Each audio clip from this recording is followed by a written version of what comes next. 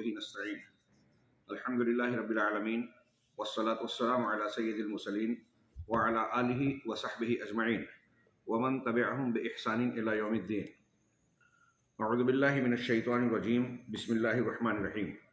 وكذلك ما أرسلنا من قبلك في قرية من نذير إلا قال مترفوها إنا وجدنا آباءنا على أمة وإنا على آثارهم مقتدون. قال أولو جئتكم بأهدى مما وجدتم عليه آباءكم قال أولو جئتكم بأهدى مما وجدتم عليه آباءكم قالوا إنا بما أرسلتم به كافرون فانتقمنا منهم فانظر كيف كان عاقبة المكذبين. شیخ محترم، سامعین کرام، کل کے درس میں ہم نے لا الہ الا اللہ کی شرطوں کے بارے میں ابتدائی باتوں کا تذکرہ کرتے ہوئے 3 شرطیں پڑھی تھیں. ایک یہ کہ طاغوت کے ساتھ کفر کیا جائے، لا الہ الا اللہ کو مانتے ہوئے جو اللہ کے علاوہ معبودان باطلہ بنائے گئے ہیں ان کا انکار ہو. دوسرا، لا الہ الا اللہ کا علم ہو. علم جہالت کی ضد ہے. جہالت 2 طریقے کی ہوتی ہے، ایک جہل بسیط، ایک جہل مرکب. آسان لفظوں میں اس کی تشریح یہ ہے کہ ایک آدمی بالکل واقف نہیں ہے، اللہ کو، رسول کو، دین کی بنیادوں سے واقفیت ہی نہیں رکھتا تو وہ جہل بسیط کہلائے گا. اور ایک آدمی جانتا نہیں ہے لیکن ایسا سمجھتا ہے کہ میں جانتا ہوں.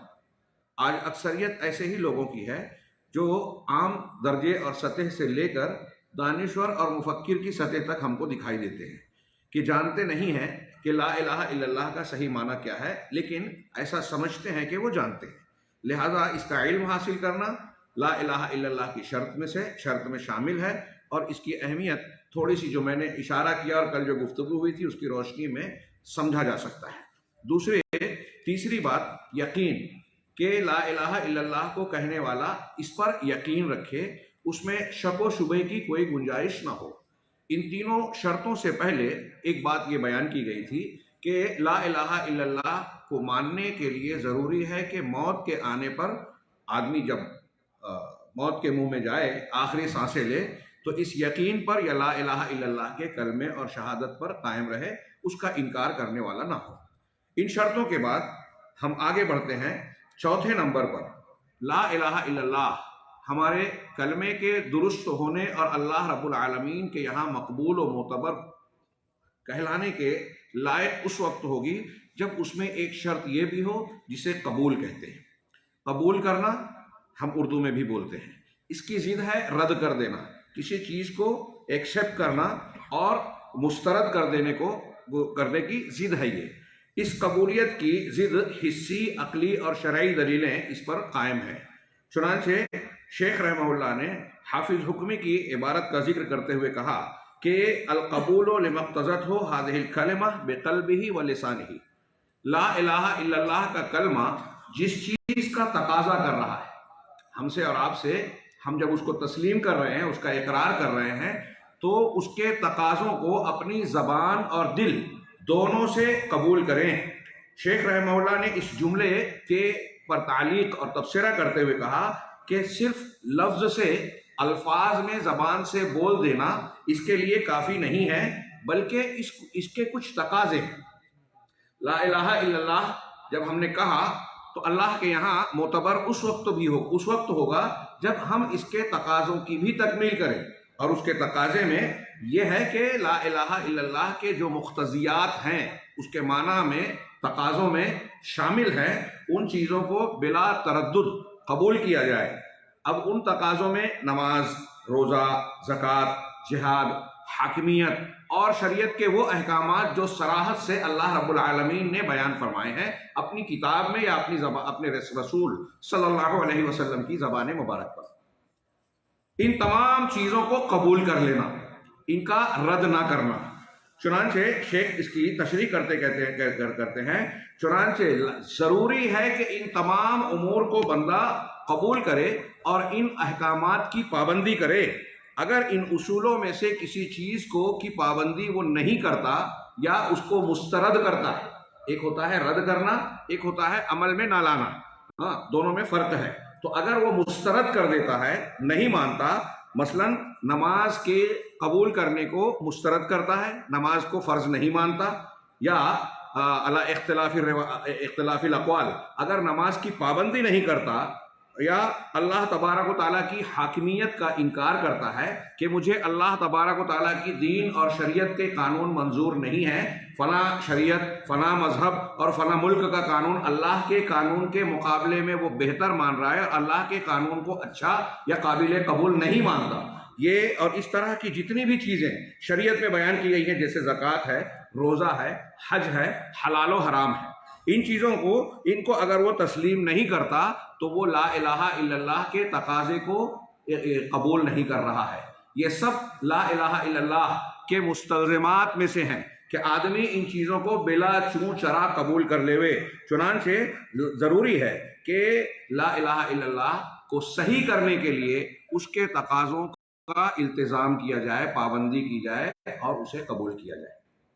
اس تھوڑی سی تشریح کے بعد میں صرف اشارہ کروں اور آگے شیخ نے قبول کرنے اور قبول نہ کرنے والوں کا انجام بتایا ہے، ذکر کیا ہے قدر تفصیل سے بعض نصوص کی روشنی میں.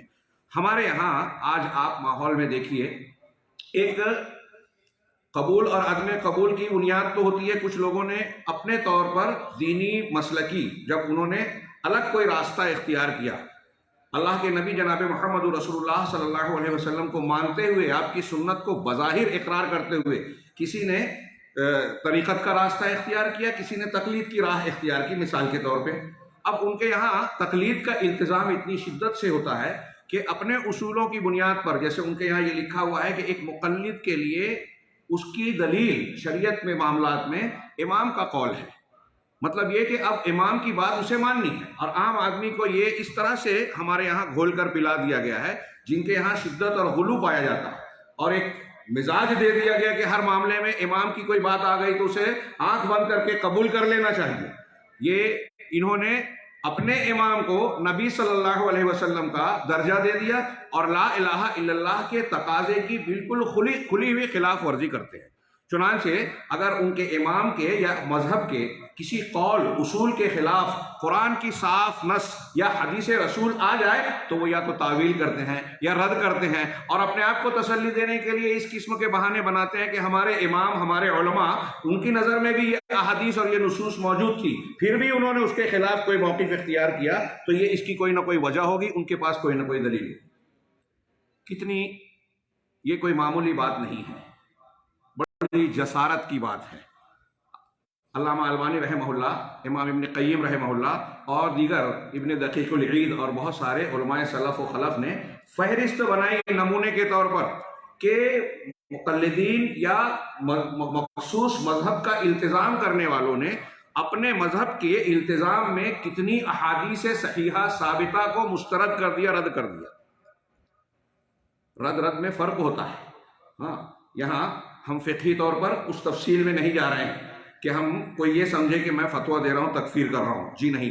ہاں، لیکن یہ لا الہ الا اللہ کی شرط دماغ میں رہے کہ اللہ کے سوا کوئی معبود برحق نہیں ہے. اس کے معنی میں یہ شامل ہے کہ اللہ تشریع، حلال حرام، شریعت کے احکامات صرف اللہ سے لیے جائیں، اور اس بات کا حقدار صرف اللہ کو مانا جائے کہ شریعت ساز احکام کو، حلال و حرام کو دینے والی ذات صرف اللہ کی ہے. یہاں تک کہ اللہ تبارک و تعالیٰ کسی چیز کو حرام کر دے تو نبی صلی اللہ علیہ وسلم کو بھی یہ اختیار نہیں ہے کہ اس کی خلاف ورزی کرے. یا ایھا النبی لما تحرم ما احل اللہ لک. کتنی صاف تعلیم ہے، یہ کتنی صاف بات ہے جو دلائل سے ثابت ہے. اس میں کوئی الجھن، پیچیدگی یا نہ سمجھ میں آنے والی بات ہے ہی نہیں. لیکن پھر بھی ہم دیکھتے ہیں کہ مخصوص مذاہب کا التزام کرنے والے قدم قدم پر نصوص کو رد کر دیتے ہیں، تعویل کر دیتے ہیں، اور انہیں اس بات کا احساس بھی نہیں ہوتا کہ وہ کتنی بڑی جسارت کر رہے ہیں. نبی صلی اللہ علیہ وسلم کی بات کو رد کرنا صحابہ اور سلف کے یہاں دیکھیے، حضرت ابن عباس رضی اللہ تعالیٰ عنہ کا وہ قول بڑا مشہور ہے، یوشک ان تنزل علیکم حجارۃ من السماء. قریب ہے، ہو سکتا ہے کہ آسمان سے تم پر پتھروں کی بارش ہو. اقول قال رسول اللہ صلی اللہ علیہ وسلم وتقولون قال ابو بکر و عمر. میں کہہ رہا ہوں کہ اللہ اور اس کے رسول نے کہا اور تم کہتے ہو ابو بکر اور عمر نے کہا. کتنی بڑی بات ہے. صحابہ کرام اس کو اللہ کے عذاب کو دعوت دینے والی بات سمجھتے تھے، اور یہ ایک قول نہیں ہے، ایسے بہت سارے اقوال آپ سنتے رہتے ہیں. ہمارے پاس وقت کی اتنی کشادگی نہیں ہے کہ ہم اس سلسلے میں تفصیلات میں جائیں، چنانچہ میں اشارہ اور اختصار کے ساتھ جو اہم بات کی طرف اشارہ کر رہا ہوں، بتا رہا ہوں، اس پر توجہ دینے کی ضرورت ہے. ہمارے یہاں قبول کے معاملے میں بہت ہی مداہنت اور تساہل پایا جاتا ہے. یوں کہیے کہ اس کی مخالفت اس شرط کی، لا الہ الا اللہ کے قبول ہونے کی یہ جو واضح شرط ہے، اس کی صریح مخالفت قدم قدم پر پائی جاتی ہے ان لوگوں کے یہاں جو اپنے آپ کو مسلمان کہتے ہیں، لا الہ الا اللہ کا ورد کرتے ہیں. یہ ایک شک یہ ہوئی کہ مخصوص مذاہب کے نام پر، خود ساختہ مذہبی اصولوں کے نام پر قرآن و سنت کو رد کر دینا، قبول کرنے کی بجائے مسترد کرنا. دوسرے کچھ لوگ عقل کی بنیاد پر، میری سمجھ میں نہیں آتا، یہ حدیث میرے دماغ میں نہیں آتی، میری عقل تو یہ کہتی ہے، اپنی عقل کو متبع اور مطبوع بنا کر قرآن و سنت پر اعتراض کرتے ہیں. اس عقلیت پسندی نے جب شدت اختیار کی، اس میں غلو آیا، تو عقل کو وہ مقام دے دیا گیا جو اللہ اور رسول کا تھا، جو لا الہ الا اللہ کے تقاضے کے عین مخالف تھا. چنانچہ عقل کو نقل پر مقدم کر دیا. معتزلہ اور پرانے جو گمراہ فرقے ہیں ان میں جتنے اہل بدعت ہیں، وہاں آپ کو یہ ضرور نظر آئے گا کہ کہیں نہ کہیں وہ عقلیت اور ہوا پرستی کو نصوص کی پیروی پر، قبولیت پر ترجیح دیتے ہیں. اس کے مقابلے گمراہی کا ایک بڑا عنوان ہے یہ.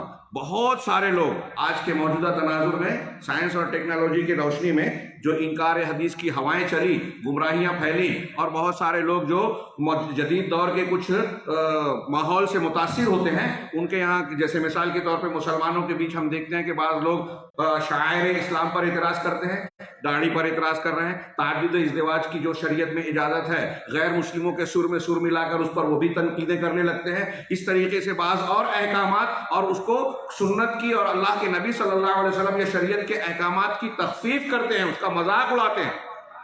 آپ نواقض ایمان میں پڑھیں گے، یہ ایک اس سے جڑا ہوا ہی موضوع ہے کہ بہت ساری چیزیں ایسی ہیں کہ آدمی مسلمان ہونے کے بعد اگر اس کا ارتکاب کر بیٹھے تو اس کا لا الہ الا اللہ اور ایمان ٹوٹ جائے گا.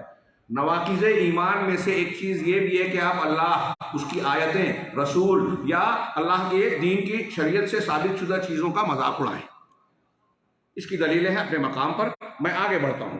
شیخ نے آگے فرمایا کہ شیخ حافظ حکمی کہتے ہیں کہ اللہ تبارک و تعالیٰ نے ہمارے سامنے قرآن کریم میں ان لوگوں کے قصے کو نقل کیا ہے، جن لوگوں نے اللہ کے احکامات کو یا لا الہ الا اللہ کے تقاضے کو قبول کیا، اور ان لوگوں کا انجام بھی ذکر کیا ہے جنہوں نے اسے مسترد کیا، اور پھر اس کی کچھ تفصیل بیان کرتے ہوئے بعض آیتوں کو پیش کیا. مثال کے طور پہ اللہ رب العالمین کا فرمان، وَلَقَدْ بَعَثْنَا فِي كُلِّ أُمَّةٍ رَسُولًا، یقیناً ہم نے ہر امت میں، ہر قوم میں ایک رسول بھیجا، ان اعبدوا اللہ واجتنبوا الطاغوت. اس رسول کی رسالت یہ تھی کہ صرف اللہ کی عبادت کرو اور طاغوت یعنی غیر اللہ کی پرستش سے بچو. عبادت کرو اللہ کی، شرک سے بچو، نبی کی بنیادی تعلیم. اور پھر آئے گا فَمِنْهُمْ مَنْ هَدَى اللَّهُ، ان میں سے کچھ ایسے تھے جن کو اللہ نے ہدایت دی. وَمِنْهُمْ مَنْ حَقَّتْ عَلَيْهِمُ الضَّلَالَةُ، اور ان میں کچھ ایسے تھے جن پر گمراہی ثابت ہو گئی، منطبق ہو گئی. شیخ اس کی تشریح کرتے ہوئے دو جملوں میں کہتے ہیں کہ جن لوگوں نے نبی کی دعوت کو کہ اللہ کی عبادت کرو، طاغوت سے بچو، اسے قبول کیا، وہ ہدایت یاب ہوئے، اور جن لوگوں نے اسے قبول نہیں کیا ان پر ضلالت نافذ ہو گئی یا ثابت ہو گئی، اور یہ لوگ کفار کی حیثیت سے شمار ہوئے. اس میں استدلال ہے کہ نبی نے دعوت دی، قبول کیا تو وہ مسلمان ہے، اور مسترد کر دیا، قبول نہیں کیا تو وہ کافر ہیں، ان پر ضلالت مسلط ہو گئی. قال الشیخ حافظ شیخ حافظ کہتے ہیں اسی طرح اللہ رب العالمین کا یہ ارشاد بھی ہے، وَكَذَلِكَ مَا أَرْسَلْنَا مِن قَبْلِكَ مِن قَبْلِكَ فِي قَرْيَةٍ مِن نَذِيرٍ، کہ اور ایسے اسی طرح آپ سے پہلے کسی بھی بستی اور شہر میں ہم نے کوئی ڈرانے والا بھیجا، إِلَّا قَالَ مُتْرَفُوهَا، مگر وہاں کے خوشحال لوگوں نے یہ جواب دیا نبی کی دعوت کے سامنے، کیا کہا؟ اِنَّا وَجَدْنَا آبَاءَنَا عَلَىٰ أُمَّةٍ، ہم نے اپنے باپ دادا کو ایک امت پر یعنی ایک ملت اور دین پر پایا، وہ ایک راستے پر قائم تھے، ان کا طور طریقہ رسم و رواج یا مذہب قائم تھا، ہم نے اس پر پایا، وَإِنَّا عَلَىٰ آثَارِهِمْ مُقْتَدُونَ، اور ہم انہی کے نقش قدم پر چلنے والے ہیں، انہی کی پیروی کرنے والے ہیں، اقتدا کرنے والے ہیں۔ باپ دادا کا دین جو ہے ہم اس پر قائم ہیں۔ ملاحظہ فرمائیے، نبی نے دعوت دی اور یہ جواب کیا دے رہی ہے قوم کہ نہیں آپ کی بات نہیں مان سکتے، باپ دادا کا ایک طریقہ چلا آ رہا ہے، ملت چلی آ رہی ہے، دین اسی دین کو ہم مانیں گے۔ اب اس کو سامنے جوڑیے ان لوگوں کے روش پر۔ اہل علم نے، علماء سلف نے تقلید جامد، تقلید شخصی کے رد میں اس معنی کی، اس آیت کو اور اس معنی کی آیتوں کو بہت زوردار انداز میں پیش کیا کہ نتیجہ الگ ہو سکتا ہے۔ ان کے باپ دادا مسلمان یا امام نہیں تھے، امام حنیفہ، امام شافعی، امام مالک کی طرح۔ یہ لوگوں کو دھوکہ دیا جاتا ہے کہ ارے وہ تو گمراہوں کی کرتے تھے، یہ تو ہم ائمہ کی تقلید کر رہے ہیں۔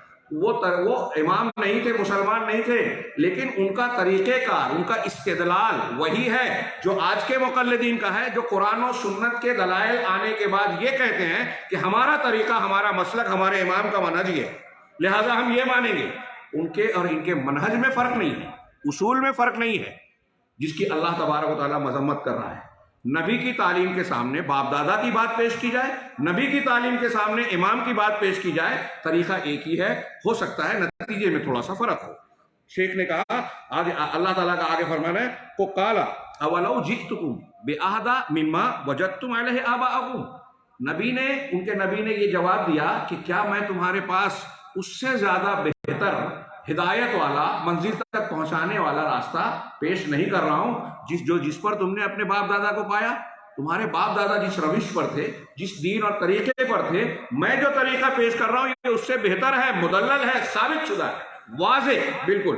لیکن انہوں نے کیا جواب دیا؟ قالوا انا بما ارسلتم به کافرون۔ ٹھیک ہے، وہ اپنی جگہ رکھیے کہ اس سے زیادہ ہدایت والی، دلیل والی، ثابت شدہ بات ہے، لیکن تم جس رسالت اور پیغام کو، دین کو لے کر آئے ہو، ہم اس کا انکار کرنے والے ہیں، قبول نہیں کیا، ہم اس کے کافر ہیں۔ چنانچہ فانتقمنا، اللہ نے جواب دیا، اللہ تعالیٰ نے ان کا انجام بتایا ہمیں، فانتقمنا منہم، ہم نے ان سے انتقام لیا، ان پر عذاب کا کوڑا برسایا۔ الگ الگ قوموں کی حکایت ہمیں عبرت کے طور پر قرآن میں بیان کی گئی، ہمارے سامنے موجود ہے۔ چنانچہ اللہ نے کہا، فانظر کیف کان عاقبۃ المکذبین، لہذا دیکھیے کہ جھٹلانے والوں کا انجام کیسے ہوا، جھٹلانے والوں کا انجام کیسے ہوا۔ اب آپ بھی اور ہم بھی اگر اللہ تبارک و تعالیٰ کے دین کی باتوں کو قبول نہیں کرتے تو یہ لا الہ الا اللہ کے تقاضے اور شرط کی خلاف ورزی ہے، اور ہم جھٹلانے والے، انکار کرنے والے، رد کرنے والوں میں شامل ہو جائیں گے۔ اللہ تبارک و تعالیٰ نے یہ جو ہمارے سامنے پچھلی قوموں کے واقعات نقل کیے، اس میں یہ ایک بہت موٹی ہدایت اور ارشاد ہے۔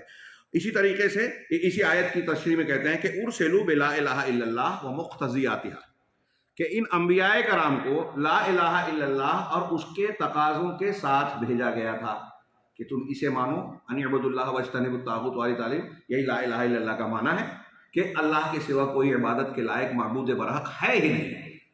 اس کے اس تعلیم کے ساتھ اس کے تقاضے بھی دیے گئے، انبیاء کرام اسے لے کر آئے، فکفر بہ الکفار وبمقتضیاتھا، کفار نے اس کو بھی مسترد کر دیا، رد کر دیا، اور ان کے لا الہ الا اللہ کے تقاضوں کو بھی رد کر دیا۔ حافظ حکمی کہتے ہیں اسی طرح اللہ تعالیٰ کا یہ ارشاد بھی ہے، ثم ننجی رسولنا والذین آمنوا، پھر ہم اپنے رسولوں کو نجات دے دیتے اور ان لوگوں کو جو ایمان لائے، کذالک حقا علینا ننجی المؤمنین، اسی طرح ہماری یہ ذمہ داری ہے کہ ہم مومنوں کو نجات دے دیں، ان کو جو ہے ان کو کامیاب بنا دیں۔ یہ اس آیت میں کیا بتایا؟ یعنی یہ بتایا کہ جو لوگ اللہ کے لا الہ الا اللہ کو اور اس کے تقاضوں کو قبول کرتے ہیں، اللہ کہہ رہا ہے کہ ہم ان کی مدد کرتے ہیں، ان کو نجات دیتے ہیں۔ وَيَهْلِكُ، تشریح کے طور پر آگے اس آیت کے مفہوم مخالف بتایا کہ وَيَهْلِكُ مَنْ كَفَرَ بِالتَّوْحِيدِ وَبِلَا إِلَهَ إِلَّا اللَّهِ، اور اللہ تعالیٰ ان کو ہلاک کر دیتا، مومنوں کو نجات دیتا اور ہلاک کر دیتا ان کو جو توحید اور لا الہ الا اللہ کا انکار کرتے، اس کو مسترد کرتے۔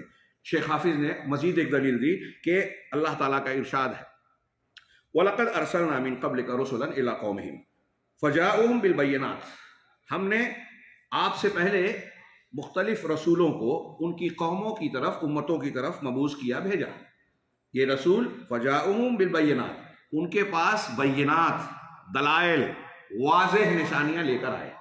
یہ نبیوں کا طریقہ ہے، دلیل سے بات کرتے ہیں۔ ہاں، فانتقمنا من الذین اجرموا، لیکن جن لوگوں نے جرم کیا یعنی ان کی مخالفت کی تو ہم نے ان سے انتقام لیا۔ وکان حقا علینا نصر المؤمنین، اور ساتھ ہی ہماری یہ ذمہ داری اور ہم پر یہ حق ہے کہ ہم مومنوں کی مدد کریں۔ شرحن کہتے ہیں کہ جاؤ بالبینات من الادلہ والمعجزات والبراہین، ہاں کہ یہ انبیاء کرام دلائل، معجزات اور براہین، کھلی کھلی روشن دلیلیں لے کر آئے اس بات کے ثبوت میں کہ یہ اللہ کی جانب سے سچے رسول ہیں، فرستادہ اور بھیجے ہوئے ہیں۔ رسول جب آتا ہے تو اللہ تبارک و تعالیٰ اس کو نشانی دیتا ہے۔ ایک بادشاہ، وزیر اعظم یا وقت کا کوئی بڑا حاکم ہو، اگر وہ اس کی طرف سے کوئی آدمی آ کر کہے کہ میں وزیر اعظم کا نمائندہ ہوں، تو اس کے پاس کوئی مہر، کوئی تصدیق نامہ یا ایسی چیز ہوتی ہے جو اس بات کا ثبوت بنتی ہے کہ یہ واقعی اس کا نمائندہ ہے۔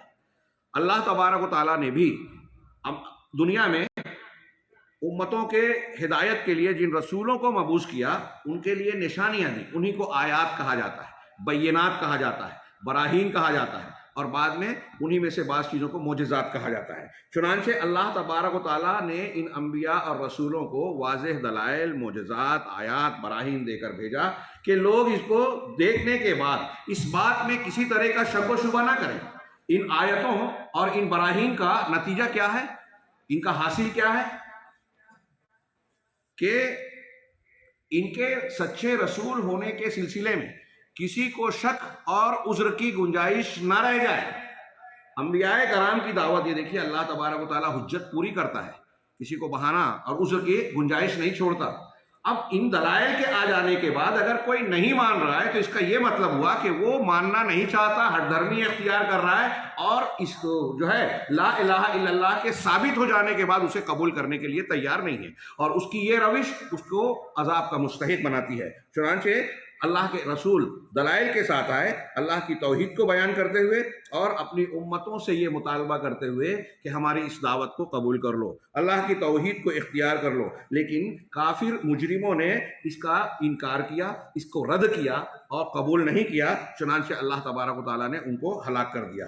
شیخ حافظ کہتے ہیں کہ اسی طریقے سے اللہ تبارک و تعالیٰ نے ہمیں بتایا کہ وہ لوگ جنہوں نے لا الہ الا اللہ اور انبیاء کی دعوت کو، لا الہ الا اللہ کے تقاضے کو قبول کیا تو ان کے لیے کیسا اجر و ثواب ہے، اللہ تبارک و تعالیٰ نے ان کے لیے کیسی انعامات کو تیار کر رکھا ہے، اور جو شخص اس کو رد کرتا ہے اس کے لیے کیا عذاب ہے۔ چنانچہ سورہ صافات کی لمبی چوڑی آیتوں کا ذکر کیا جس میں ابتدا میں کہا احشروا الذین ظلموا وازواجہم وما کانوا یعبدون۔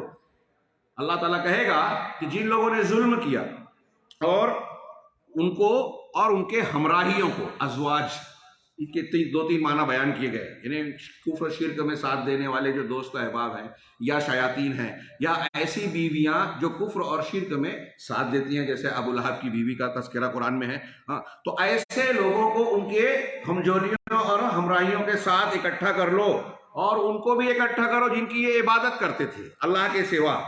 فَاهْدُوهُمْ إِلَىٰ صِرَاطِ الْجَحِيمِ، اب ان کو جہنم کا راستہ بتاؤ، جہنم کے راستے پر چلاؤ۔ دنیا میں جن لوگوں کو باطل کی بنیاد پر ایک دوسرے سے تعاون کا معاملہ چلتا ہے جن لوگوں کے درمیان، غور کریں وہ اس آیت پر، اس فرمان پر۔ ہمارے ہاں حق اور باطل کی تمیز کیے بغیر اگر کوئی شخص آنکھ بند کر کے کسی کے پیچھے چل رہا ہے اور وہ اسے شرک کے راستے پر لے جا رہا ہے، اللہ رب العالمین کے علاوہ کسی اور کی عبادت کی طرف لے جا رہا ہے، ہاں میں اشارہ کروں بلکہ واضح طور سے بیان کروں کہ جتنے آج روئے زمین پر سلسلہ تصوف پائے جاتے ہیں جہاں یہ کہا جاتا ہے کہ اللہ اور اس کے رسول صلی اللہ علیہ وسلم کی تعلیمات کو اپنے ذہن سے قال اللہ قال رسول کو کھرچ دیجئے، اور شیخ طریقت یا طریقت کے جس سلسلے سے آپ جڑے ہوئے ہیں، چشتیہ، قادریہ، نقشبندیہ، فلانیہ، ان کے طریقے کی حاصل شدہ تعلیم کو آپ اختیار کر لیجئے۔ اور اتنا ہی نہیں، ان کے یہاں انتہائی جسارت کے ساتھ اس قسم کے دعوے کیے جاتے ہیں کہ اگر آپ نے اس سلسلے کو پکڑ لیا تو اب قرآن و حدیث کے احکامات کی آپ کتنی بھی مخالفت کریں، یہ آپ کے پیر طریقت اور بانی سلسلہ نے گارنٹی لیا کہ آپ کو جنت میں لے جائے گا۔ شیخ عبد القادر جیلانی سے اللہ تبارک و تعالیٰ نے متعدد بار یہ وعدہ کیا کہ تمہارے رفقا اور تمہارے سلسلے سے جڑے ہوئے لوگوں کو دنیا میں بھی میں نے گناہوں کو معاف کر دیا اور آخرت میں جنت کی گارنٹی. یہ میں اپنے الفاظ میں کہہ رہا ہوں، یہ بیان کیا جاتا ہے، دھوکہ ہے یہ اللہ تبارک و تعالیٰ کے ارشادات اور فرامین کی سراسر مخالفت ہے. اور اس تسلی کے، جھوٹی تسلی کے اس ڈوز نے بہت سارے لوگوں کو یہ مزاج دے دیا کہ اب ہم نے فلاں سلسلہ اور طریقت کو جب اختیار کر لیا ہے، جب ہم نے فلاں تنظیم کو اختیار کر لیا ہے، اور اس کے فلاں بزرگ شخصیت جس نے قرآن کی اتنی بڑی تفسیر لکھی، جس کے دنیا میں اتنے فالوور ہیں، وہ اسلامک اسکالر کہلاتا ہے، دانشور اور مفکر کہلاتا ہے، جب ہم نے اس کا دامن پکڑا ہے تو اب وہ جو تشریح کر رہا ہے ہم اسی کو مانیں گے، قرآن و حدیث کو چھوڑ دیتے ہیں. ہمارے احباب، میں نے جماعت اسلامی کے ادارے میں کافی دن تدریس کا کام کیا، وہاں دیکھتا تھا، حیرت کرتا تھا، ان سے گفتگو ہوتی تھی کہ وہ اب کہتے ہیں، جیسے ہمارے یہاں کچھ لوگ ہیں نا منکرین حدیث کہتے ہیں کہ یہ میری عقل میں نہیں آتی، اور دیکھیے تو وہ کسی اور کو، مستشرق کو، یورپ اور انگریز کی کسی کتاب کو پڑھا ہے اور اس نے اعتراض کیا جس حدیث پر، اسی پر اس کو بھی اعتراض ہے. تو اگر آپ کسی مستشرق کے اعتراضات کو دہرا کر اس کو قبول کر کے حدیث رسول کو نشانہ بنا رہے ہیں تو آپ اپنی عقل کہاں استعمال کر رہے ہیں؟ آپ نے اپنے عقل و شعور تو اس مستشرق کے حوالے کر دیا. یہی حال ہم ان گروہوں کو دیکھتے ہیں جو اپنے بزرگ، اپنے رہنما، مذہبی پیشوا جس کو بنا لیا ان لوگوں نے، قرآن و حدیث نے نہیں متعین کیا، یہ بنا لیا گیا، ان کو ولا اور برا کی بنیاد بنا لیا، دین کو قبول کرنے اور مسترد کرنے کا اصول بنا لیا. ہمارے پیشوا جو کہتے ہیں، اب دیکھیے کہ یہ بہت کھل کے کہہ رہا ہوں، جماعت اسلامی میں آپ دیکھیے کہ مولانا ابو العلا مودودی صاحب جن حدیثوں پہ وہ اعتراض کرتے ہیں بخاری مسلم کی، آپ ان کو دیکھیں گے کہ وہ ان کے ماننے والوں کی عقل میں بھی نہیں آتی. کہیں کہیں تھوڑا اضافہ ہے کہ بھائی ان کے ماننے والوں نے بعض ایسی حدیثوں کو بھی رد کر دیا جو مولانا مودودی صاحب مان رہے تھے. بعض ایسی حدیثوں کو بھی میں نے کہا تھا نا کہ یہ کہیں جب اقلیت پر آتے ہیں تو معتزلہ سے آگے چلے جاتے ہیں. ثلاث کذبات اور ایسی کئی حدیثیں ہیں جس کو معتزلہ بھی مانتے ہیں، یہ نہیں مانتے، اس کو رد کرتے ہیں. تو انہوں نے جن چیزوں کو پر اعتراض کیا، ان کو بھی اعتراض ہے، انہوں نے جن چیزوں کو مانا اس کو یہ مانتے ہیں. تو آپ کے قبول اور عدم قبول کی بنیاد قرآن و سنت نہیں ہے. یہاں تو میں ایک سوال اٹھاتا ہوں یا غور کرتا ہوں کہ اگر آپ اس بنیاد پر کسی چیز کو مان رہے ہو کہ فلاں پیشوا مانتا ہے، تو آپ کا ماننا بھی اللہ اور رسول صلی اللہ علیہ وسلم کی تعلیم اور مطالبے کے مطابق نہیں ہے. ایک ایمان والا کسی بات کو مانتا ہے تو اس بنیاد پر کہ یہ اللہ نے کہا، یہ رسول نے فرمایا. اور آپ کے یہاں اصول ہی یہ بن گیا کہ اللہ اور رسول کی بات اس وقت مانیں گے جب فلاں تائید کرے گا. تو آپ نے اللہ اور رسول کا درجہ اس سے گھٹا دیا، مانے یا نہ مانے، زبان سے نہ کہیں، لیکن آپ کا تعامل، آپ کا ضابطہ، آپ کا طریقہ، منہج یہ بات بیان کرتا ہے. یہ بہت اہمیت کی حامل بات میں بیان کر رہا ہوں. اور لا الہ الا اللہ کے تقاضے کی یہ مخالفت آج ہمارے سماج میں، مسلمانوں میں، اسلام کے دعوے دار اور اسلام کا بہت دم بھرنے والے، ڈنکا پیٹنے والے، بڑی بڑی کانفرنسیں کرنے والوں میں یہ مخالفت شدت سے پائی جاتی ہے. لہٰذا اس پر توجہ دینے کی ضرورت ہے، سمجھنے کی ضرورت ہے اور اپنی اصلاح کرنے کی ضرورت ہے تاکہ اللہ کے یہاں ہمارا لا الہ الا اللہ قبول ہو سکے. چنانچہ آگے ہم بڑھتے ہیں. شیخ نے آگے کہا کہ ان آیتوں کے بعد کہ ان کو اور ان کے ہمجولیوں کو اکٹھا کرو، جہنم کی طرف ہانکو، راستہ بتاؤ، وقفوہم اور ان کو روکو، ٹھہراؤ لو. انہم مسئولون، ان سے ابھی کچھ سوال کیے جانے ہیں، ان سے سوال اور باس پرس ہوگی. منو کے شل حساب فقط ہلاک، جس سے حساب نے کھوج پورت کر لی وہ ہلاک ہو گیا.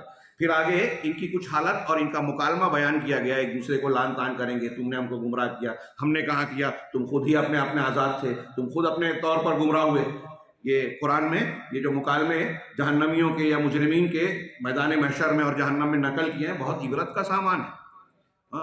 کہ آج آپ اندھے ہو کر کسی کے پیچھے چلتے ہیں اور اس پر تکیہ کرتے ہیں، توکل کرتے ہیں، اس کی ساری باتیں قبول کرتے ہیں. اگر وہ باطل پر ہے تو کل آپ اس کے دشمن ہوں گے، وہ آپ کا دشمن ہوگا. قرآن کے ان مضامین کا مطالعہ کیجئے. یہاں بھی ہے آخر میں جو کہا گیا محل استشہاد ہمارا اسی میں ہے.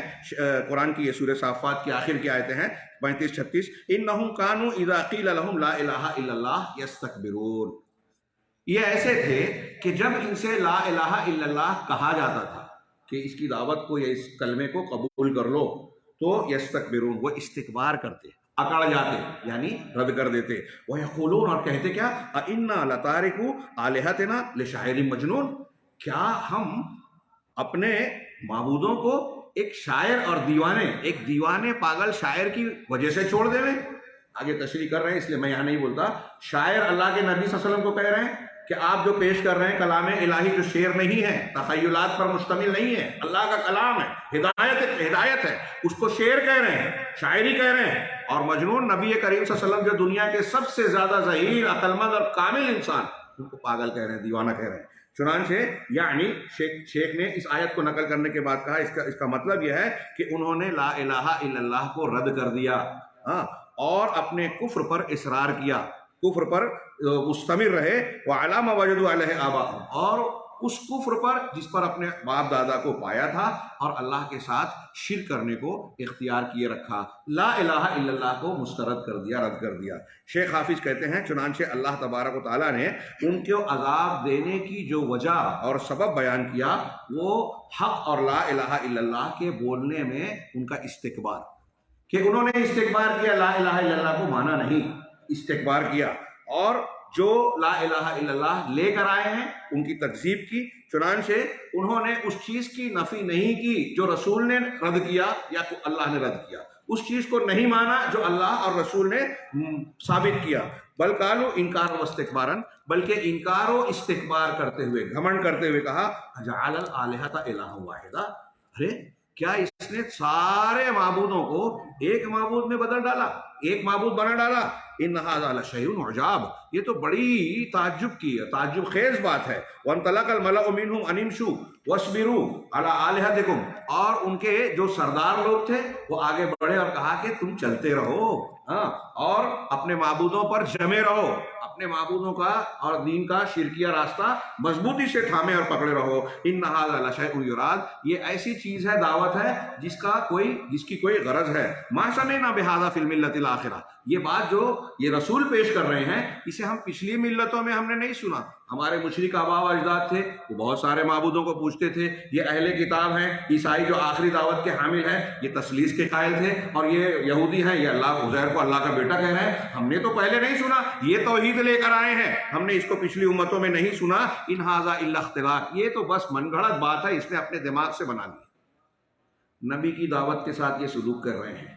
اب یہ جو کفار اس طرح کے آزار پیش کر رہے ہیں، اہل بدعت یا وہ لوگ جو اللہ اور رسول صلی اللہ علیہ وسلم کی متعینہ تعلیمات اور صراط مستقیم سے کچھ انحراف اختیار کرتے ہیں. آج پوری دنیا میں بہت سارے مناہج موجود ہیں، یہ سارے غلط منہج والے اللہ اور رسول کی تعلیمات جو ان کے اصولوں سے، ان کے اختیار کردہ منہج سے ٹکراتی ہیں، ان کے ساتھ ان کا وہی رویہ ہوتا ہے جو ان منکرین کا ہے. چنانچہ آگے ملاحظہ فرمائیے کہ وقالوا ہا ہونا، کہ وہاں دوسرے مقام پر یہ کہا تھا سورہ سعد میں جو ابھی آیتیں پڑھی، یہاں انہوں نے کیا کہا، اِنَّا لَتَارِكُوا آلِهَتِنَا لِشَاعِرٍ مَجْنُونٍ، کہ ایک شاعر، دیوانے شاعر کی وجہ سے کیا ہم اپنے معبودوں کو جو ہمارے باپ دادا پوجتے چلے آئے ہیں ان کو چھوڑ دیں گے. چنانچہ اللہ تبارک و تعالیٰ کا انہوں نے انکار کیا، اللہ تعالیٰ نے ان کی اس بات پر انکار کیا اور اس بات کو ان پر رد کیا. تو شیخ یہاں ہم کو اور آپ کو یا اپنے مخاطبین کو کہہ رہے ہیں کہ بھائیوں یہ دیکھیے کہ جو شخص حق کو رد کرنا چاہتا ہے، ان آیتوں اور ان مضامین میں ہم کو یہ سبق مل رہا ہے کہ جو لوگ حق کو ماننا نہیں چاہتے، قبول نہیں کرنا چاہتے، رد کرنا چاہتے ہیں، وہ صاحب حق کے اندر عیوب تلاش کرتے ہیں، وہ موجود ہو یا نہ موجود ہو. یعنی آپ نے مجھے کوئی اچھی بات بتائی، اب مجھے آپ کی یہ بات ماننا نہیں ہے، تو بجائے اس کے کہ میں یہ کہوں کہ ہاں میرے اندر یہ خامی اور غلطی ہے، میں آپ کی غلطیاں نکالتا ہوں. کرے آپ بھی تو ایسا کرتے ہیں. دیکھیے یہ رویہ ہمارے یہاں چھوٹی چھوٹی باتوں سے لے کر بڑے بڑے معاملات تک پایا جاتا ہے. ہاں، اگر کسی کو آپ نے کچھ ٹوکا کہ بھائی داڑھی رکھ لیجیے، ارے آپ مجھ کو داڑھی کی تعلیم دے رہے ہو، آپ کا پاجامہ بھی تو نیچے ہے، آپ کا ازار بھی تو نیچے ہے، ٹھیک ہے وہ غلط ہے، اس کے غلط سے آپ کا غلط کو جواز مل گیا کیا؟ یہ ایک عام مزاج ہے. یہ چھوٹی جگہ پر میں اس کی بات کر رہا ہوں. اب عقیدے میں، منہج میں، قرآن اور حدیث کی تعلیمات جو بالکل صاف اور عیاں ہے، واضح ہے، یہ اللہ اور رسول کی بات ہے، اس میں اگر کوئی یہ روش اختیار کرتا ہے تو یہ کفار و مشرکین کے شیخ اس کی طرف تنبیہ کر رہے ہیں. ہاں، ہمیں اور آپ کو توجہ دلا رہے ہیں کہ دیکھیے جب کوئی شخص حق کا رد کرنا چاہتا ہے تو وہ صاحب حق کے عیوب تلاش کرتا ہے. اور یہ وہ منہج ہے جس پر یہود، نصارہ، بت پرست اور اہل بدعت قائم ہیں۔ یہود، نصارہ، بت پرست، مشرکین اور دنیا کے جتنے اہل بدعت ہیں وہ اس منہج کو اختیار کرتے ہیں۔ شیخ ربی نے اشارہ کیا کہ چنانچہ آپ دیکھیں کہ اہل بدعت جھوٹ میں اور اہل حق کا چہرہ اور ان کی حقیقت کو بگاڑنے میں کفار سے بازی لے جانا چاہتے ہیں۔ جو لوگ بدعتی ہیں نا، جیسے کفار و مشرکین مسلمانوں کے خلاف پروپیگنڈا کرتے ہیں، اسلام تلوار کے زور سے پھیلا، اس میں تشدد ہے، اس میں ایسا ہے، اس میں یہ ہے، اس طرح کی جو غلط سلط باتیں، اور انبیاء اور اہل حق، دعات حق کے لیے جو مختلف تنابز بالالقاب کی روش اختیار کرتے ہیں، تو کہہ رہے ہیں کہ جیسے کفار کا یہ طریقہ ہے، اس معاملے میں اہل بدعت ہمارے جو ہیں وہ ان سے آگے بڑھنے کی کوشش کرتے ہیں، مقابلہ آرائی کرتے ہیں۔ کما شبہہ، مثال کے طور پہ جیسے کہ ہم دیکھتے ہیں کہ انہوں نے علامہ ابن تیمیہ، امام احمد بن حنبل اور ان کے علاوہ بہت سارے ائمہ سنت کو جو ہے مختلف قسم کے برے القاب اور تہمتوں سے ان کو متہم کیا۔ جس طرح سے انہوں نے شیخ امام محمد بن عبد الوہاب رحمہ اللہ کا چہرہ بگاڑنے کی کوشش کی، ان کی دعوت پر جو ہے کیچڑ اچھالے، اور انہوں نے کس قدر ظلم اور افتراء پردازی سے کام لیا۔ چنانچہ اگر کوئی سادہ صاف سیدھی بات کرنے والا سادہ شخص کوئی حق کی تعلیم دے رہا ہے تو اس کے چہرے کو، شخصیت کو، اس کے امیج کو یہ بگاڑتے ہیں اور اس کی دعوت پر بھی مختلف قسم کے کیچڑ اچھالتے ہیں۔ میرے بھائیوں، میں اشارہ کروں، وقت بہت کم ہے اور میں چاہ رہا ہوں کہ دو مزید آج ہو جائیں، آج کے درس میں دو شرطیں اور آ جائیں۔ یہ آپ غور کیجئے کہ آج جو مناہج باطلہ یا اہل بدعت کے مختلف سرگرمیاں پائی جاتی ہیں، ان سب کو دیکھیے کہ خاص طور سے وہ اسلام کی سچی دعوت کے تعلق سے ان کا تعامل، رویہ، معاملہ کیا ہے۔ ہم اس مملکت التوحید میں موجود ہیں۔ آپ یہاں اپنی آنکھوں سے بہت ساری برکتیں توحید کی، صحیح عقیدے کی دیکھ رہے ہیں، محسوس کر رہے ہیں، برت رہے ہیں، لیکن اس سے باہر اس کا جو نقشہ میڈیا اور سوشل میڈیا پر کھینچا جاتا ہے وہ کیسا کھینچا جاتا ہے؟ ایسا لگتا ہے کہ یہاں کے لوگوں کے یہاں نہ کوئی نظام ہے، منمانی ہوتی ہے، یہاں تعیش ہے اور دین سے دوری ہے اور نہ جانے کیا کیا، کہ یہاں ہمیں توحید، صلاۃ اور نماز کی قائم کرنے کا ایسا اہتمام جو میں سمجھتا ہوں، جانتا ہوں، میرے علم کے مطابق شاید روئے زمین کی کسی مملکہ اور کسی ملک میں نظر نہ آئے۔ اور بہت ساری اس طرح کی خیرات اور بھلائیاں دعوت کے علم دین کو پھیلانے، نشر و اشاعت کرنے، دوسروں تک دین کو پہنچانے کی کوشش، قرآن کے تراجم اور نہ جانے کیا کیا یہاں کی خیرات ہے۔ اللہ تعالیٰ اس کو محفوظ رکھے، فتنوں سے بچائے۔ لیکن آپ دیکھیے کہ دنیا میں سعودی عرب اور اس کی تعلیمات اور اس کی خوبیوں کو چھپا کر اس کے تعلق سے جو نقشہ کھینچا جاتا ہے لوگوں کے ذہن و دماغ میں، وہ بالکل اس کے برعکس ہے۔ یہ اہل بدعت کی ضرورت ہے، یہ اہل باطل کا طریقہ ہے۔ انبیاء کرام علیہ السلام کے ساتھ انہوں نے یہ روش اختیار کی۔ یہ میں نے اشارہ کیا ہے، وقت نہیں ہے کہ میں مزید تفصیل میں جاؤں، لیکن غور کیجئے کہ کیسے یعنی شیخ محمد عبد الوہاب رحمہ اللہ، علامہ ابن تیمیہ، بہت الزامات، جتنے اہل حق ہیں ان کے خلاف اہل باطل کے ہاں جو ہے ریڈی میڈ قسم کے کچھ جو ہے الزامات ہیں، ان کو وہ چسپاں کر کے عوام کو ان سے برگشتہ کرنے اور منحرف کرنے کی کوشش کرتے ہیں۔ اسی طریقے سے مشرکین، ہمارے یہاں کاش وقت ہوتا تو میں یہ بھی ذکر کرتا کہ مملکہ اور ماضی میں جو اس کے قائم ہونے کی تاریخ ہے، اس تاریخ کو بھی ایک دم گڑبڑ کر دیا گیا، اور مجھے حیرت ہوتی ہے کہ دوسرے تو چھوڑیے، ہمارے سلفی حضرات اور بہت سارے اہل الحدیث اور بہت سارے علماء اس تاریخ کی حقیقت سے واقف نہیں ہیں، پڑھا نہیں ہے، تحقیق نہیں کی ہے، اور پروپیگنڈوں کو اس قدر عام کیا گیا جو شیخ محمد عبد الوہاب اور مملکہ کے خلاف جو ماضی میں پھیلایا گیا، آج انہی کی بہت ساری باتیں جو غلط ہیں اس کو صحیح سمجھا جاتا ہے۔ ترکوں کی خلافت کو توڑنے کے سلسلے میں انتہائی غلط قسم کی باتیں پھیلائی گئیں۔ میں موقع ہوتا ہم نے مدراس چنئی میں اس موضوع پر جو خلافت کی تحریک ہے، حزب التحریر وغیرہ، اس سے متاثر ہمارے یہاں بعض نوجوان پیدا ہوئے اور انہوں نے خلافت کا نعرہ لگاتے ہیں، اور اس سلسلے میں وہ ترکی کی تعریف کر کے سعودی عرب پر نقد کرتے ہیں۔ حقائق کیا ہیں؟ کیا ترکی ابھی یا ماضی میں اسلامی تعلیم اور منہج صحیحہ کا نمائندہ رہا ہے؟ ہرگز نہیں۔ تصوف کا سب سے بڑا اڈا وہاں لستم پوخ، شرک، بت پر قبر پرستی اور نہ جانے کیا کیا خرافات وہاں مرکز بنا ہوا ہے. اور انہیں ترکوں کو اہل توحید اور شیخ محمد بن عبد الوہاب رحمہ اللہ کی تحریک سے یہ خوف محسوس ہوا کہ اگر یہ تحریک آگے بڑھتی ہے اور ہمارے حدود میں داخل ہوتی ہے تو ہماری یہ شرکیات اور ہماری یہ شرک کی دکانیں جو ہے تباہ ہو جائیں گی. بدعت و خرافات کی دکان بند ہو جائے گی. وہاں بڑی خرافات تھی. یہاں حرم میں بھی انہوں نے بہت ساری خرافات کی تھی، آپ جانتے ہوں گے یا اہل علم سے اس سلسلے میں مراجعہ کر سکتے ہیں. تو اس خوف کے تحت انہوں نے مخالفتیں کی، بدنام کیا. ہاں، یہاں تک بعض اہل علم کہتے ہیں جیسے انگریزوں نے اس کو استعمال کیا، انگریز اور ترک دونوں نے وہابیت کا نام جو ہے مشہور کر کے اس کو وہابی کا نام دیا سلفیت کو، اور پھر اس کے تعلق سے بہت سارے الزامات اور اتہامات کو تراشا. یہ شیخ جو اشارہ کر رہے ہیں اختصار کے ساتھ ہم اس کو اپنے سامنے رکھیں. اسی طریقے سے مشرکین کہتے ہیں، یہ پیراگراف کے بعد شیخ ربی کی عبارت میں اس کا مفہوم بیان کر رہا ہوں کہ مشرکین اللہ کے رسول صلی اللہ علیہ وسلم کے بارے میں کہہ رہے ہیں کہ آپ مجنون ہیں.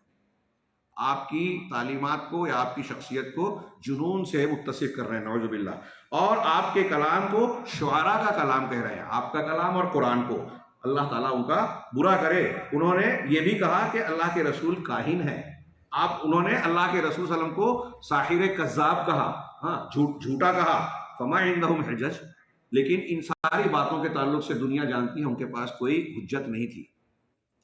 جب کہیں موقع پڑا جہاں پھنسنے کی بات تھی، ہرقل کے سامنے اپنی اس وقت کی تمام تر مخالفتوں اور دشمنیوں کے باوجود ابو سفیان یہ نہیں کہہ سکا کہ انہوں نے جھوٹ بولا ہے. سوال کے جواب میں کہ کیا کبھی جھوٹ بولتے دیکھا، تو جواب دیا ما جربنا علیہ کذبا، ہم نے جھوٹ کا تجربہ کبھی ان پر کیا ہی نہیں. ہاں، اس طرح کی گواہیاں ان کی جانب سے موجود ہے. لیکن پھر بھی جب دعوت کو جھٹلانے کی بات آئی، لوگوں کو منحرف کرنے کے، لوگ ان سے دور ہوں، برگشتہ ہوں، تو اس قسم کے اتہامات اور القاب کو استعمال کیا. کہا ما عندہم الا الضلال، ان کے پاس صرف گمراہی ہے، دلیل نہیں ہے، کسی بات کو پیش کرنے کا ثبوت نہیں ہے. چنانچہ اہل ضلال اہل حق کے بارے میں ایسے ہی خبیث اور گندے اقوال کا استعمال کرتے ہیں. یہ عہد اول سے لے کر آج تک اور ہمیشہ اہل باطل کی یہی روش رہی ہے اور رہے گی. چنانچہ وہ اہل حق کے سلسلے میں بہت ساری الٹی سیدھی اور غلط قسم کی باتیں پھیلاتے ہیں. اور اہل حق کے بارے میں بدعتی ہمارے یہاں کہتے ہیں، شیخ نے کہا کہ دیکھیے اہل الحدیث کو، سلفی کو، اہل السنہ کو کہتے ہیں کہ یہ مشبہہ ہیں، یہ مجسمہ ہیں. ہاں، جبکہ یہ الزام ہے. اور اسی طریقے سے یہ کہتے ہیں کہ یہ لوگ رسول اللہ صلی اللہ علیہ وسلم کے ساتھ بغض کرتے ہیں. دیکھیے ہم نعت پڑھتے ہیں، یہ نعت نہیں پڑھتے. دیکھیے ہم یہ کرتے ہیں، نہیں کرتے. عید میلاد مناتے ہیں، عید میلاد نہیں مناتے. تو یہ سب تو صحابہ کرام بھی نہیں کرتے تھے، جن کی اللہ کے رسول سے محبت کو اللہ کے رسول بھی قبول کرتے تھے. قرآن نے بھی اعتراف کیا. تو کہتے ہیں کہ دیکھیے یہ اہل حق لوگوں میں یہ مشہور کرتے ہیں کہ رسول کو نہیں مانتے، یہ اولیاء سے بغض رکھتے ہیں، یہ نہیں مانتے، یہ نہیں کرتے، یہ فقہ کو نہیں مانتے، یہ قیاس کو نہیں مانتے. ہاں، اسی طریقے سے آج یہ اہل حق کے بارے میں یہاں تک کہتے ہیں، شیخ نے کہا کہ یہ علماء حیض و نفاس ہیں، یہ جاسوس ہیں، یہ عملاء ہیں، ہاں یہ اعلی کار ہیں، یہ مرجیہ ہیں. اس طرح کے ان کی کتابوں میں آج بھی موجود ہے. یہ تحریکی حضرات علامہ ابن باز، امام علامہ ابن باز رحمہ اللہ، علامہ البانی رحمہ اللہ، شیخ ابن عثیمین، ان لوگوں کے بارے میں یہ تعبیرات اختیار کرتے ہیں. نعوذ باللہ من ذلک. کہا شیخ حافظ کہتے ہیں کہ من جاء بالحسنۃ فلہ خیر منها وهم من فزع یومئذ آمنون، جو شخص کوئی نیکی لے کر آئے گا تو وہ اس کے لیے اس سے بہتر بدلہ اللہ کے پاس ملے گا، اور وہ قیامت کے دن کے فضا سے، گھبراہٹ سے محفوظ رہے گا. یہاں حسنہ سے مراد لا الہ الا اللہ ہے، اور توحید اور توحید کی تابع چیزیں مراد ہیں. اس کا مطلب یہ کہ اللہ تعالیٰ کے پاس اجر اور اچھا انجام اور سرفرازی حاصل کرنے کے لیے توحید کو ماننا، قبول کرنا ضروری ہے. شیخ حافظ نے فرمایا، حضرت ابو موسیٰ اشعری کی مشہور حدیث ہے، نبی صلی اللہ علیہ وسلم نے فرمایا کہ اللہ نے جس تعلیم، جو ہدایت اور علم دے کر مجھے بھیجا، اس کی مثال بڑی بھاری بارش کی طرح ہے کہ وہ ایک صاف ستھری اور اچھی زمین پر، زرخیز زمین پر جو ہے وہ بارش ہو رہی ہے. اس زمین نے بارش کے پانی کو قبول کیا، اپنے اندر جذب کیا، اور ساتھ ہی ساتھ جو ہے اس میں ہریالی، گھاس پھوس اور مختلف مفید چیزیں، پیداوار اس میں اگ آئی. ہاں، اور اسی طریقے سے اس کی دوسری کچھ مثال ایسی ہے کہ بعض زمین ایسی ہے جو خشک ہے، بنجر زمین ہے. ہاں، اس میں پانی تو رک گیا، ہاں، لیکن اس میں کوئی فصل نہیں آئی، مگر وہ پانی رکنے کی وجہ سے اس سے لوگوں کو فائدہ پہنچا. لوگ اس پانی کو پیتے ہیں، اس سے کھیتی کو، کاشتکاری اور سیرابی کرتے ہیں، زراعت کرتے ہیں، اور دوسرے گروہ بھی اس کو حاصل کرتا ہے. یہ کہہ رہے ہیں دوسرا گروہ تو وہ چٹیل میدان ہوتا ہے، ایک ایسا گروہ بھی اس بارش کو پاتا ہے یا زمین پاتی ہے جو کہ چٹیل میدان ہے، بالکل چکنی زمین ہے، نہ اس میں پانی رکتا ہے اور نہ اس میں کوئی گھاس پھوس اگتی ہے۔ چنانچہ یہ مثال ہے ان لوگوں کی جو دین کی سمجھ حاصل کرتے ہیں اور پھر اس دین سے اس کو فائدہ پہنچتا ہے، وہ اس کو فائدہ حاصل کرتا ہے جو دین سیکھا ہے، اور پھر اسے خود جانتا ہے اور لوگوں کو بتاتا ہے۔ یعنی وفی طریقت ما علمہ، اس دین کو سیکھنے میں سر فہرست جس چیز کو وہ سیکھتا ہے وہ لا الہ الا اللہ اور اس کے مطابق چیز ہے۔ اب یہ شیخ کہہ رہے ہیں دین کی یہ بنیاد ہے۔ آج ہم دیکھتے ہیں کہ مسلمانوں میں دین سیکھنے کے لیے فضائل پہ بات ہوتی ہے، حکومت قائم کرنے کی بات ہوتی ہے، لا الہ الا اللہ کو نظر انداز کر دیا جاتا ہے۔ یہ ایک مسلمہ بات ہے کہ آدمی جب دین سیکھے گا، دین میں داخل ہوگا، تو سب سے پہلے لا الہ الا اللہ، اس کا معنی، اس کے تقاضے، اس کی شرائط، اس کے نواقص کو سیکھے، تبھی اس کے آگے کی عمارت ٹھیک ٹھاک اور مضبوط اور مستحکم رہے گی۔ تو جو شخص دین سیکھے گا، یہ اس حدیث کی تشریح میں کہہ رہے ہیں، تو سر فہرست لا الہ الا اللہ کو سیکھے گا، اسے قبول کرے گا۔ وعلی رأس علمہ، علمہ بمعنی لا الہ الا اللہ، اور جو علم وہ حاصل کر رہا ہے دین کا، ان علوم میں سر فہرست علم لا الہ الا اللہ ہے۔ میں نے کل کے درس میں بھی یہ کہا، شیخ نے اشارہ کیا، ہمارے بر صغیر میں غلط فہمی پائی جاتی ہے کہ ایک آدمی نے لا الہ الا اللہ کہہ دیا جنت میں جائے گا، ایک آدمی نے جو مسلمان اپنے آپ کو کہہ رہا ہے لا الہ الا اللہ کو قبول کر لیا تو وہ شرک نہیں کر سکتا۔ بڑی غلط فہمی ہے۔ اس غلط فہمی کا ازالہ کیسے ہوگا؟ اس کو جان کر، لا الہ الا اللہ کے معنی اور مطلب کو، شرائط کو، مقتضی تقاضوں کو۔ شیخ حافظ کہتے ہیں حدیث سے سابق جو اللہ کے رسول صلی اللہ علیہ وسلم کی حدیث ابھی پڑھی تھی، اس کا آخری جملہ یہ ہے کہ جو شخص اس علم اور اللہ تعالیٰ کے دین کو قبول نہیں کرتا، اس کی طرف توجہ نہیں دیتا اور اللہ کی ہدایت کو قبول نہیں کرتا، وَلَمْ يَقْبَلْ هُدَى اللَّهِ الَّذِي أُرْسِلْتُ بِهِ، جس کو دے کر مجھے بھیجا گیا ہے، اس کے بارے میں کہا یہ اس کی مثال ہے اس زمین کی کہ نہ وہ زمین پانی کو اپنے اندر روکتی ہے، جذب کرتی ہے، اس کا ذخیرہ کرتی ہے، اور نہ ہی کوئی ہریالی اور سبزی اگاتی ہے، نہ خود فائدہ اٹھاتا ہے نہ دوسروں کو فائدہ پہنچاتا ہے۔ بارش ہو رہی ہے، اللہ تبارک و تعالیٰ، اس کی مثال نبی کریم صلی اللہ علیہ وسلم نے، شیخ آگے کہتے ہیں کہ یہ بڑی عظیم حدیث ہے اور بہت زبردست مثال ہے۔ اس میں شاہد اور کیا استدلال کیا ہے کہ جو شخص علم حاصل کرے اور علم دے لوگوں کو، اس کے بالمقابل، یعنی دین کو سیکھنے کے بعد خود جانے اور دوسروں کو بتائے، اس کے مقابل میں وہ شخص ہے جو نہ اس کی طرف توجہ دیتا ہے، نہ اللہ تعالیٰ کی ہدایت اور رسول کی لائی ہوئی تعلیم کو قبول کرتا ہے۔ یہ محل استشہاد ہے، اور اللہ کے تو یہ معلوم ہوا کہ لا الہ الا اللہ کو قبول کرنا توحید کی شرائط میں سے ہے۔ شیخ حافظ کہتے ہیں 5 منٹ، انقیاد اس چیز کو ماننا، اس چیز کی تابعداری کرنا جس پر لا الہ الا اللہ دلالت کر رہا ہے، اور یہ ضد ہے ترک کے۔ دیکھیے، قبولیت ضد ہے رد کرنے کی، اور انقیاد ضد ہے ترک کرنے کی۔ ضد کے ذریعے سے دونوں کا فرق واضح ہوگا۔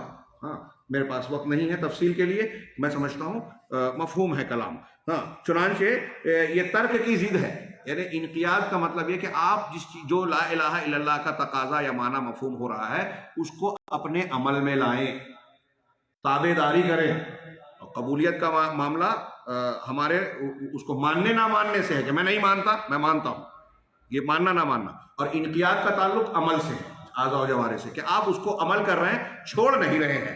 چنانچہ اس بات پر دلیل دیتے ہوئے قرآن کی 2-3 آیتوں کو انہوں نے پیش کیا حافظ حکمی صاحب نے، کہ ومن احسن دینا ممن اسلم وجہہ للہ، اس شخص سے بہتر دین کے اعتبار سے کون ہوگا جو اللہ کے دین کو کہ اپنے آپ کو اللہ کے تابع کر دے ہوئے، وہ محسن، اور وہ محسن ہو، احسان کرنے والا۔ آگے تشریح آ رہی ہے۔ اسی طرح اللہ تعالیٰ نے، یہ سورہ نساء کی آیت ہے 125، اور سورہ لقمان میں اللہ نے فرمایا وَمَن يُسْلِمْ وَجْهَهُ إِلَى اللَّهِ وَهُوَ مُحْسِنٌ فَقَدِ اسْتَمْسَكَ بِالْعُرْوَةِ الْوُثْقَىٰ، کہ جس شخص نے اپنے چہرے کو اللہ کے حوالے کر دیا، مطلب اپنے آپ کو اللہ کے تابع بنا دیا، انقیاد اور تابعداری اختیار کی، اللہ تعالیٰ کے احکامات کو قبول کر رہا ہے، اس کو عمل میں لا رہا ہے، وہ محسن، اس حال میں کہ وہ محسن ہو۔ آگے تشریح آ رہی ہے کہ محسن سے مراد وہ موحد ہو، لا الہ الا اللہ پر قائم ہو.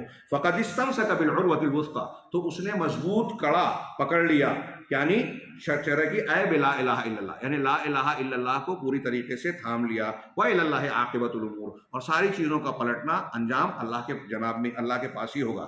شیخ آگے تشریح کر رہے ہیں کہ اس آیت میں اسلم وجہہ للہ جو کہا گیا، اس کا معنی ہے انقاد للہ تعالی وہو مؤمن، یعنی اللہ کا انقیاد کرے، تابع داری کرے، اس کے حکم پر عمل پیرا ہو جائے، یعنی اس حال میں کہ ایمان والا ہو، یعنی لا الہ الا اللہ کو مانے، عمل میں لائے ایمان کے ساتھ. یہی اللہ تعالیٰ کے لیے انقیاد ہے. حافظ حکمی کہتے ہیں کہ ومانا یسلم وجہہ، جو سورہ لقمان میں کہا گیا کہ اپنے چہرے کو اللہ کے حوالے کر دے، اپنے آپ کو تابع دار بنا دے، یعنی اس کا مطلب کیا ہے؟ اے ینقاد وہو محسن موحد. بہت غور سے پڑھیے، اچھے لوگ قرآن پڑھ رہے ہیں، فضائل سمجھ رہے ہیں، یہ بنیادی باتیں دین کی نہیں سمجھ رہے ہیں. ہاں، کہ وہ انقیاد کرے، یعنی اللہ کی باتوں کو کی تابع داری کرے، مان لے، اور وہ اس حال میں مانے کہ محسن ہو، یعنی موحد ہو، توحید پر قائم ہو، لا الہ الا اللہ کو اختیار کرنے والا ہو. ومن لم یسلم وجہہ الی اللہ، اور جو اللہ تبارک و تعالیٰ کے حوالے اپنے آپ کو نہ کرے، تابع داری نہ کرے، ہاں، ولم یکن محسنا، اور محسن نہ ہو، یعنی موحد نہ ہو، فإنہ لم یستمسک بالعروۃ الوثقی، تو اس نے مضبوط کڑے کو نہیں تھاما. اب 1,00,000 مرتبہ لا الہ الا اللہ پڑھ رہا ہے لیکن انقیاد نہیں ہے، اور یہ شرط نہیں پائی جاتی، تو اس کا یہ 1,00,000 مرتبہ، کئی لاکھ مرتبہ پڑھنا بیکار ہے. ہاں، وہو المعنی بقولہ تعالی، اور یہی اس آیت میں اللہ تعالیٰ نے جو آگے بیان کیا، وہ آیت کا معنی یہی ہے، ومن کفر فلا یحزنک کفر، اور جو کفر کرتا ہے تو کفر کرنے والے کا کفر تم کو غمزدہ نہ کرے. نہیں مان رہا ہے، انقیاد نہیں کر رہا ہے، تو اس سے تم غمزدہ نہ ہو. الینا مرجعہم فینبئہم بما عملوا فننبئہم بما عملوا، ہماری ہی طرف ان کا لوٹنا ہے، ہماری ہی طرف ان کا لوٹنا ہے، تو جو کچھ وہ عمل کر رہے ہیں، ٹائم ہو گیا، ہاں، ہم اس کی خبر انہیں دیں گے. یقینا اللہ تعالیٰ سینے کے بھیدوں کو جاننے والا ہے. یہ اذان کا وقت ہو گیا، اور انقیاد سے متعلق بس تھوڑی سی ایک بات تھی، لیکن چونکہ وقت ہو گیا ہے اذان کا، ہم یہاں اختتام کرتے ہیں. اگلے درس میں اس کو مکمل کر کے جو چند جملوں میں انشاءاللہ ہو جائے گا کہ ایک انسان کے لیے لا الہ الا اللہ کی تکمیل اس وقت ہوگی، یا ایک شرط یہ ہے کہ اپنے آپ کو پورے طریقے سے اللہ کی اور رسول کی لائی ہوئی شریعت، اللہ کی نازل کردہ احکامات اور رسول کی لائی ہوئی شریعت کے تابع کر دے. اور اس کے معنی میں یہ داخل ہے کہ اللہ تعالیٰ کے حکم اور شریعت کے مقابلے میں دنیا کی کوئی بھی چیز کی تعلیم ہو، ان کے مقابلے میں اللہ اور اس کے رسول کو مقدم کرے. اللہ تعالیٰ ہمیں خیر کی توفیق دے. وآخر دعوانا الحمدللہ رب العالمین، صلی اللہ علیہ وسلم.